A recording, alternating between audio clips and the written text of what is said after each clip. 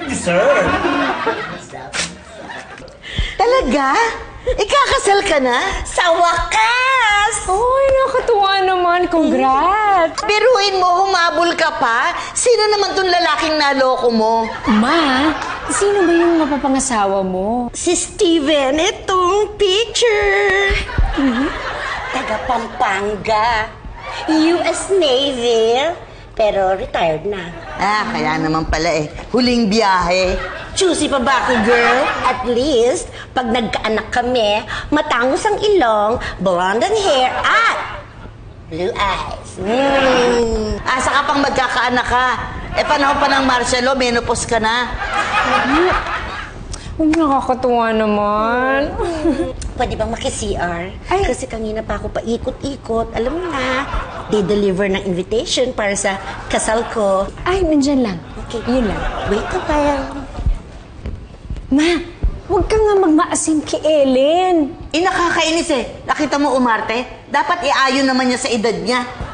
Wala na nga siya sa kalendaryo kahit sa may galoto. Hayaan mo na, Ma. Meron kasi ako naisip na paraan para kumita tayo ng malaki.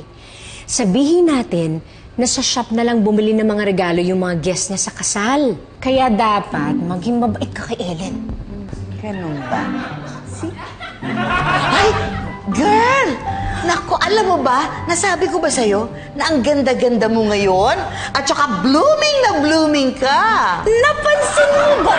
Yes! Ganyan talaga pag in love Ay, nga pala, meron kaming wedding registry sa shop namin. Wedding registry? Paano pa yan? Mukhang wala tayong items na pwede sa wedding registry, Ma. Dapat mga gamit sa bahay Paano? Nagbibibida ka dyan sa Ellen na yan. Wala naman pala tayong ititinda. Ano yan? Hi there, ladies. Bakit ang lungkot yung dalawa?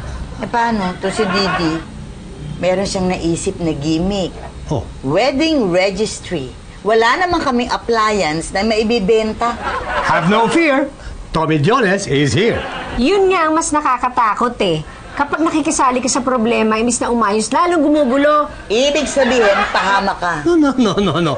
Not this time. This time kasi, I have the perfect solution to your problem. Meron akong kaibigan na nagtatrabaho sa port area. Parati silang may mga bagong mga supply ng mga appliances. Talaga? Yes! Magkano komisyon mo? Wala! Hindi nga. Well, maliit lang. Gano'ng kaliit? It's so small. Hindi mo na mapapansin. Tulong ko na lang sa inyo. Duda ako dito, May. Kausapin mo muna to, ha? Magtatawag muna ako sa ibang mga suppliers natin. Walang bilib sa akin. Hindi nga. Maliit lang komisyon mo. Oo, maliit lang. Pero kung gusto mo, lalakihan ko. Ano, sira ulo ba ako?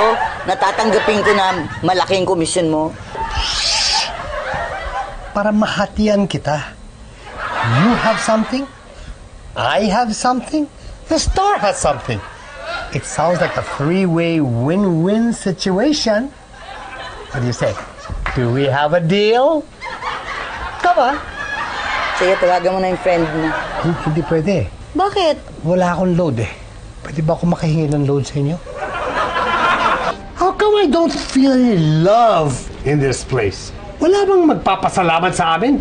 Don't I hear a thank you anywhere? Para saan? Hindi ba ang problema nyo yung ititid ng appliances? Well, now you have them. Thanks to me. Thank you. You're welcome. Di sa'yo. Kay Neil. Makapag-deliver na ako. Pwede na ba tayong mag-date? Sure. Di ka na? Ano? Iiwan mo ako dito tapos magde-date kayo? Kanino bang idea to? Tsaka nandyan naman si Tommy. Let's go. Yaman na. Mimi! Bongga pala tong shop mo, ha? Of course! Oy, Tommy, dito ka ba nagtatrabaho? Ay, no. Nagtumutulong lang ako. Ano?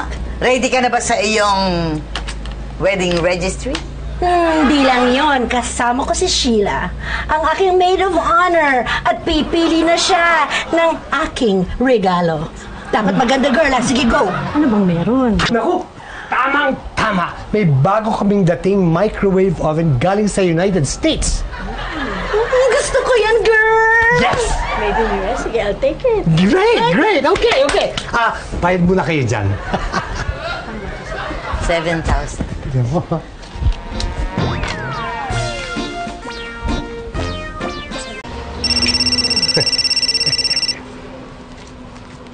Hello? Hello, Mimi.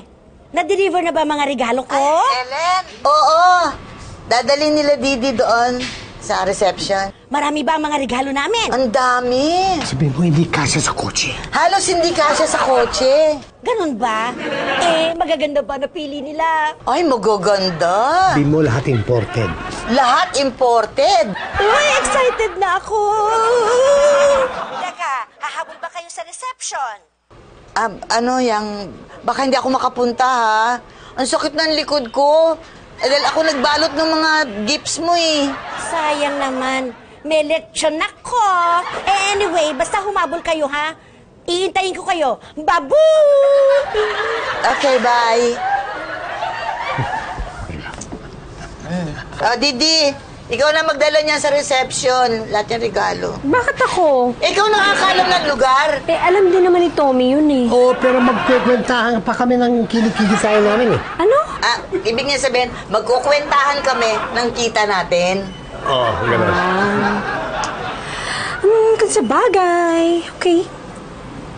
Bye. Ay, teka muna, Didi. Para saan yan? Take out mo naman ako ng lechon. Sabi ni Ellen, may lechon eh. One for me. One for you. One for Neil and one for the gift shop. One for me. One for you. One for... Oh, Ma! Oh. Hi! Action mo. Uy, thank you.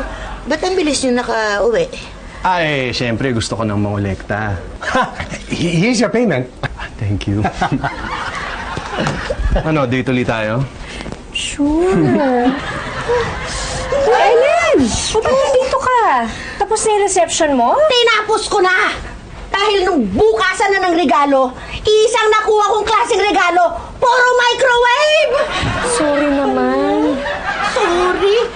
Kaya nga ako nagpa-wedding registry para iba-iba ang regalo ko. Ano nangyari? Pare-pareho! Talaga? Talaga? Sa'yo? Ikaw ang nagbenta sa akin? Hindi ako. Siya. Who? Me? Hindi ako ha. Siya! Saan ka pupunta? Uuwi na. Yun yung nawawala siya hulihin nyo. Di siya yung pinuntahan namin dito. Ikaw. Excuse me. Why are you arresting my friend? May nag-tip sa amin na dito daw ang bagsakan ng mga ninalakaw na imported appliances sa fair. Nanakaw! At itong kaibigan mo ang tinuturo magnanakaw ng mga microwave. Lahat ng regalo ko, puro nakaw! Nakaw! Naku, hindi pwede to.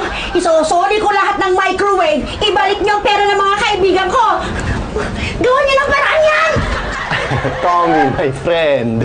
My friend? No. Ngayon ko lang siya nakilala. Ano ngayon lang? Ikaw ang wholesaler ng mga nakaw na appliances Kasama ka pala, And of course not! Kapresinto ka na lang magpaliwanag. Bakit ako? Didi, help me. Sabihin mo sa kanila, wala akong alam. Sabihin mo! Wala ko silang alam. Wala silang alam. Puro kalokohan lang alam niyan. Sige, tara. What about our love?